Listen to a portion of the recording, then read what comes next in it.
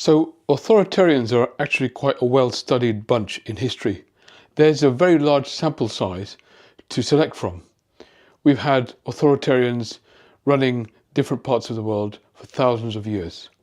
We can look at various leaders back in ancient Rome. A lot of the Roman emperors were complete authoritarians, from Julius Caesar to Nero to Caligula to a whole range of very dysfunctional, despotic leaders.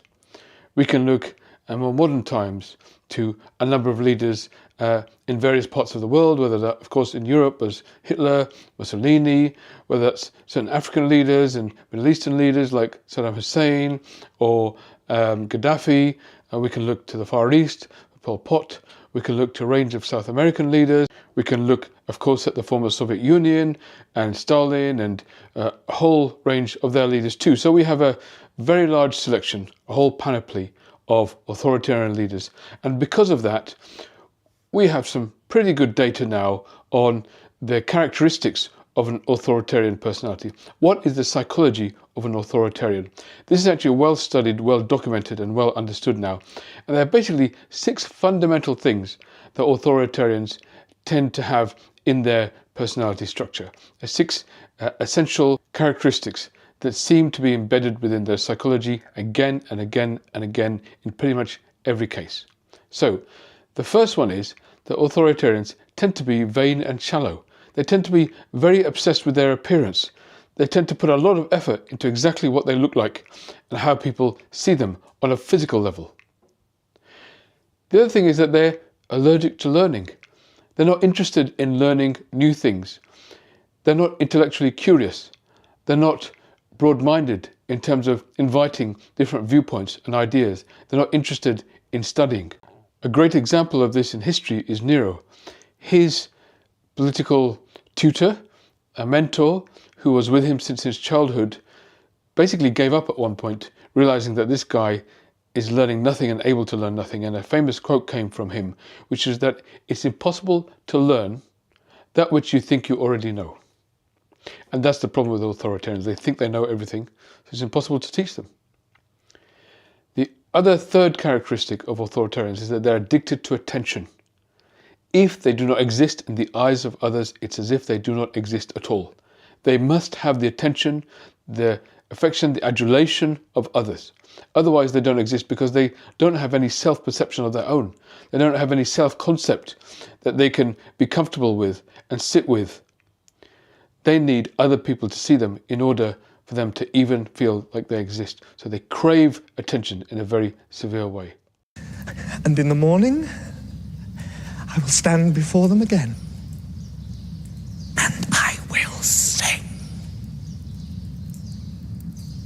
And my voice will reach inside them,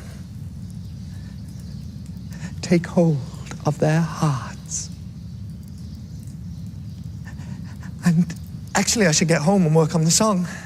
The fourth characteristic is that they tend to react to failure with rage, with abject rage. Because their own self-construct is so weak and fragile, they cannot accept, they cannot allow in any thought that they've failed. And so they react against it, trying to push it away. Their reaction to any failure is with rage, whereas with other people, reaction to failure might be to learn, might be to accept, might be to acknowledge, might be to apologize.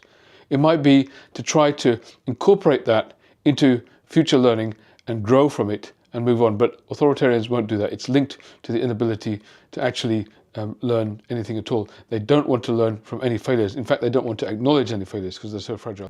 Do it!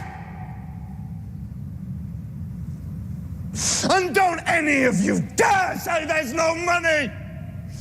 Don't you dare!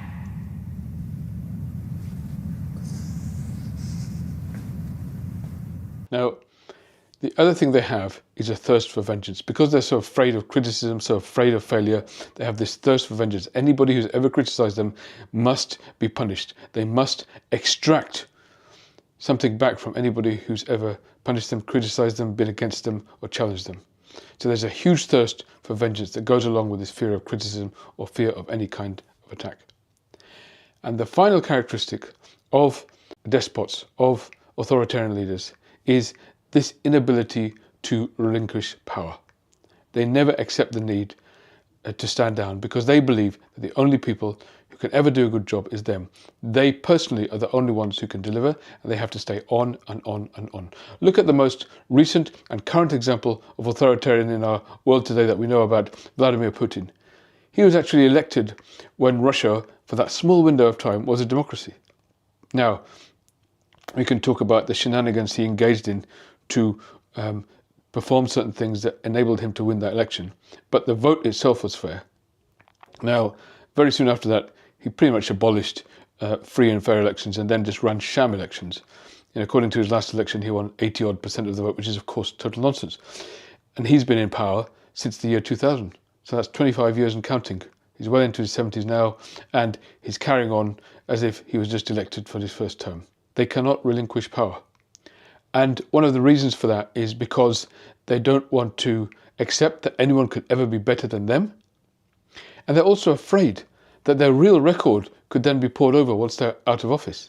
That once they're no longer in power, the ability to criticize them, the ability to actually start to acknowledge some of the things they actually did, then arises, and they cannot tolerate that as long as they're alive. So they cannot leave power because of their psychological structure. And even if they came to power in a democratic system, which was the case both for Hitler and for Putin, they cannot allow it to continue because it means a threat to their psyche.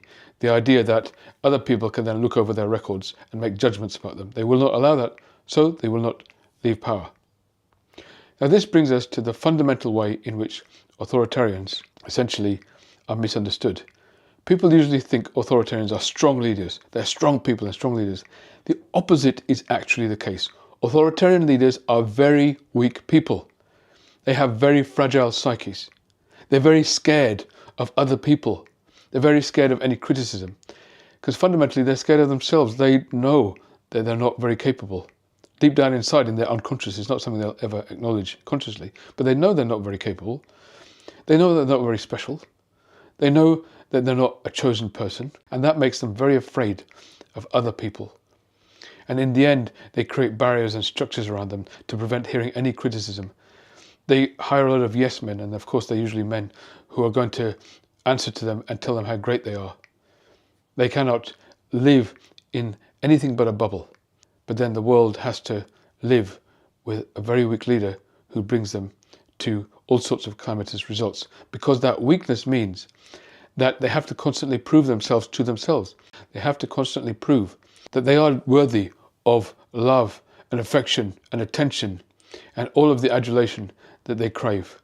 And in order to keep proving that, they do disastrous things like engaging in imperial conquest, like conquering other lands, like conquering their neighbors. This is something that authoritarians almost always try and do because of that deep insecurity that exists within them. Now, does any of this sound like anybody you know? Thank you for watching my video. I'm a psychiatrist. I'm also interested in philosophy and public policy and politics. And I aim to make a number of videos about these subjects and particularly the intersection between them. If you're able to like and subscribe to this channel, then it'll really help, and also put in some comments whenever you can. That'll really help the algorithm. It'll really help promote this channel to other people. Now, beyond that, we are all, unfortunately, at the behest of a very small number of people who seem to run everything these days.